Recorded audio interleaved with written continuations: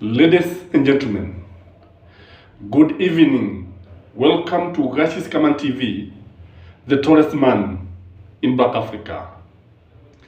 Yesterday, the government of William Samuel Ruto fired Kelvin as a board member of Ruto. Kevin is the son of Stephen Kalonzo Musyoka. This, in my view, was wrong. This, in my view, was vengeance. This, in my view, does not portray the government as the way the government has always tried to portray itself, as a God-fearing government, a government led by the people of God, a government led by people who fear and trust in the Lord God, our Maker. We also learned that the government had approached Stephen Kalonzo Musyoka to be the CS, Cabinet Secretary in charge of Foreign Affairs. And they were lamenting that Alfred Mutua, he of my dear Chap, was messing up with the diplomatic mission, was messing up with our donors. And that is why they were approaching Kalonzo. Kalonzo turned down the offer. According to Robert Alai, Kalonzo responded that does not excite him. Being a CS, foreign affairs, does not excite him in any way. It is worth remembering for those of you who have forgotten, Kalonzo was the vice president under Mwai Kibaki, and for sure they delivered. Truth be told, for sure, Kalonzo is somebody who did his work very well. He may not have been perfect, but for sure he delivered, and he was able to deputize Mwai Kibaki, and there was smooth running of the government, unlike between Uhuru Muigai Kenyatta and William Samuel Ruto, when there was a lot of friction. So in this video, I want us to look at the real Kalonzo Musyoka. So if you are joining this channel for the first time, this is Ruto'S TV. Take that 1 minute to like this video, give it a thumbs up please, and kindly let me know what you think about Stephen Kalonzo Musyoka. Stephen Kalonzo Musyoka is not the watermelon that we used to know. The current Stephen Kalonzo Musyoka is a buffalo soldier. The current Stephen Kalonzo Musyoka ni mtu ambaye amejitokeza kama mtu ambaye anapigania ukweli, mtu ambaye anapigania demokrasia, mtu ambaye anapigania haki za Wakenya. And one thing that is making him very popular, because Kalonzo Musyoka could be more popular now than William Samuel Ruto. In fact, if they are paired with William Samuel Ruto, I believe that he will have William Samuel Ruto for breakfast. Kalonzo would defeat him in the morning, very early in the morning. So the Kalonzo Musyoka that we are seeing today is a buffalo soldier. Ni nyati, na ni nyati mwitu. And touch him and face the consequence. And yeyote abaye anajaribu kumchezea, anajaribu kukama nyati. Unajua kukama nyati si kazi rahisi. And what we can say is that Kalonzo Stephen is now very bold and is very clear of what he wants. And when you look at him, one thing that is coming out very clearly, which is worrying William Samuel Ruto, is that Azimio is likely to rally behind Stephen Kalonzo Musyoka. And Stephen Kalonzo Musyoka is likely to deny him even the Kikuyu votes. So if you add, maybe you almost have the Kikuyu votes. Because when you look at the Kikuyus today, they are not being excited by William Samuel Ruto the way they used to be excited. Utaona kwamba hata wakati ambapo Raila anaongoza mass action countrywide, jambo moja ambalo linajitokeza kwa Wakikuyu ni kwamba Wakikuyu ni watu wa ajabu sana. They have left William Samuel Ruto in the wilderness. In fact, they are not even talking about it. The only person you hear talking about it against mass action is just one Kikuyu, Kimani Ichung'wah, the leader of the majority in parliament. Lakini wengine ukiangalia kwa umenyamaza kabisa, and they are watching William Samoei Ruto at a distance because they have realized, after all, this is turning out to be a Kalenjin government, because every appointment is coming up with the Kalenjins. Kile ambacho tunaona kwamba ni Wakalenjin ambao wanajitokeza kama watu ambao wanachaguliwa, they are the one who are being gazetted every now and then in parastatals everywhere.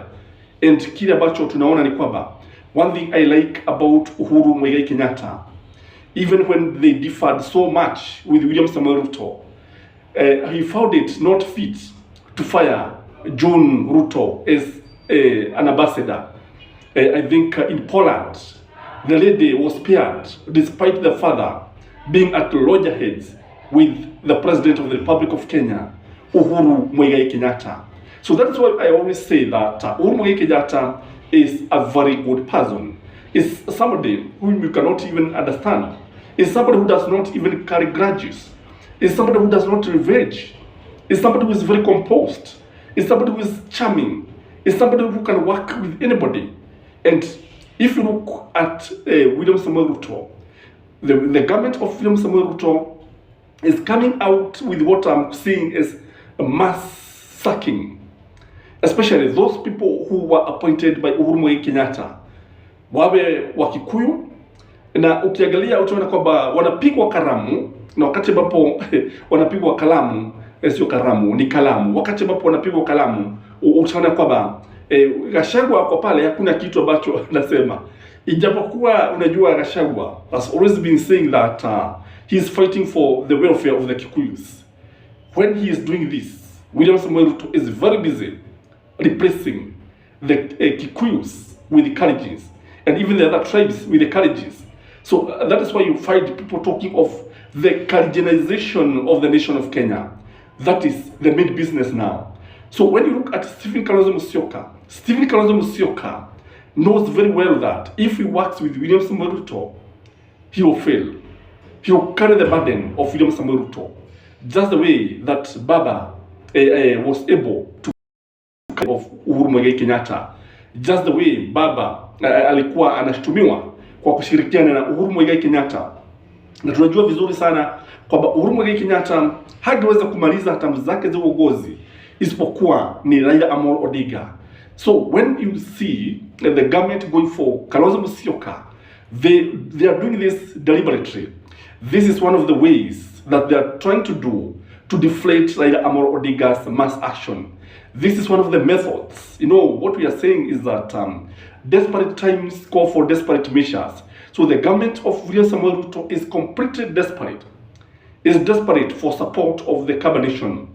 Is desperate. They are trying to divide Azimio, but it's like they are failing.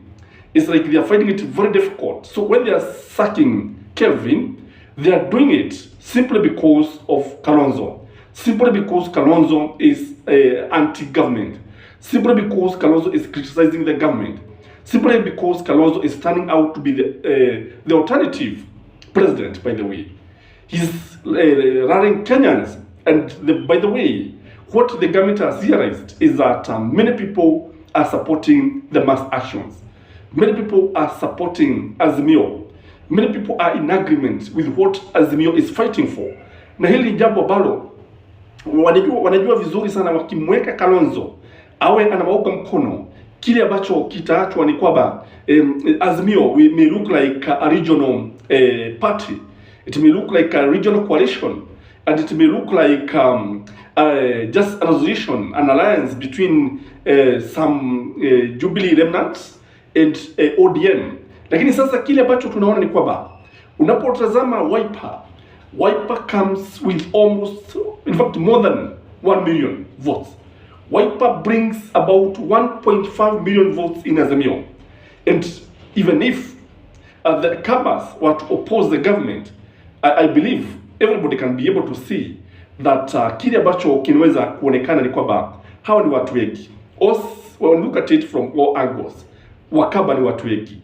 When you look at it at all angles, Kalonzo is turning out to be the opposite, to be the alternative, somebody who can stand instead of William Samuel Ruto, somebody who can be a very good president. One thing about Kalonzo sio mtu wa kulipiza kisasi. Ukweli usemwe. Kalonzo is very mature. Kalonzo is a diplomat. Kalonzo is very eloquent. He has a gift of the gaps. Kalonzo is very sober. Kalonzo is a uniting factor. Indeed, it is Kalonzo who has been keeping many people in Azimio. It is Kalonzo who has given this Azimio the momentum that it desperately needs. Again, when you look at Stephen Kalonzo Musyoka, his patience is on another level. You remember very well that he was accused of kupita katikati ya Raila and Kibaki, and he was appointed the vice president by Kibaki. So when you look at Stephen Kalonzo, he is a moderate. All said and done, Kalonzo is a moderate. Even if we listen to him when they are talking about Maandamano, he's talking about peaceful mass actions, things that must be done within the current constitution.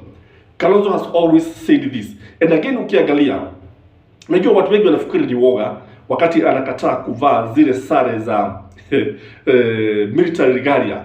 I like Raila Amolo Odinga, I like Eugene Wamalwa, I like akina Babu Owino na wengine. Utaona Stephen Kalonzo Musyoka isipokuwa ni kofia tu anavaa na mengine utaona anavaa nguo za Azimio.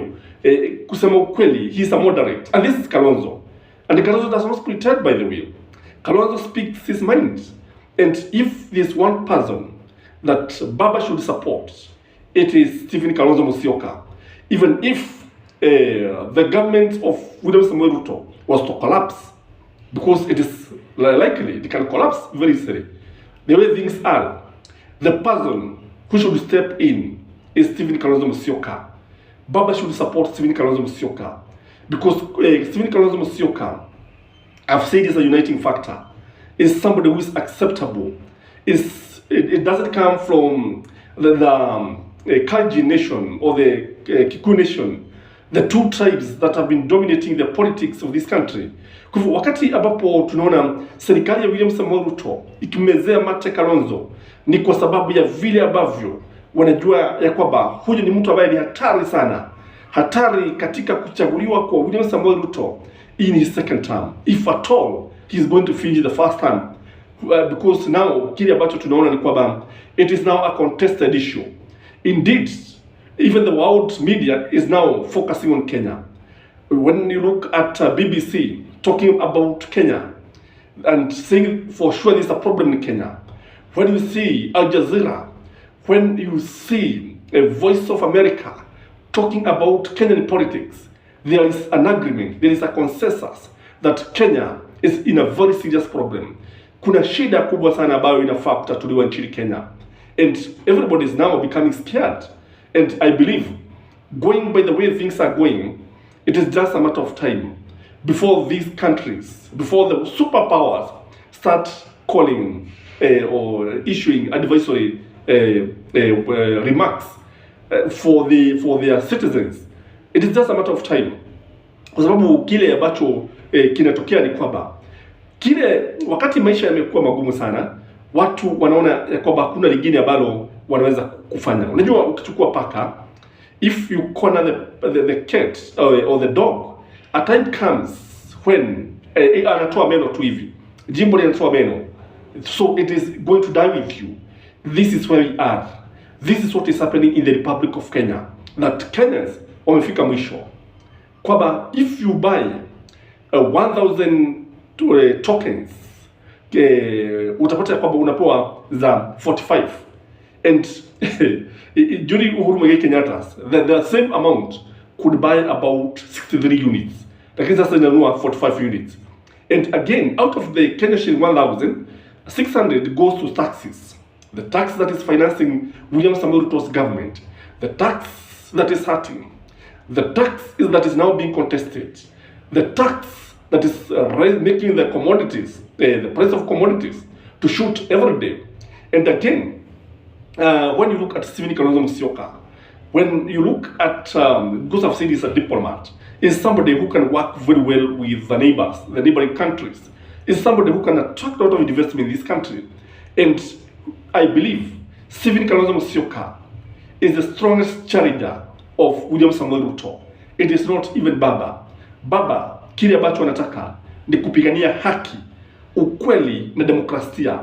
And for sure, Baba is winning. For sure, when you look at what is happening in this country, you realize that more than half of the countries now, I believe about 60% are in Azimio.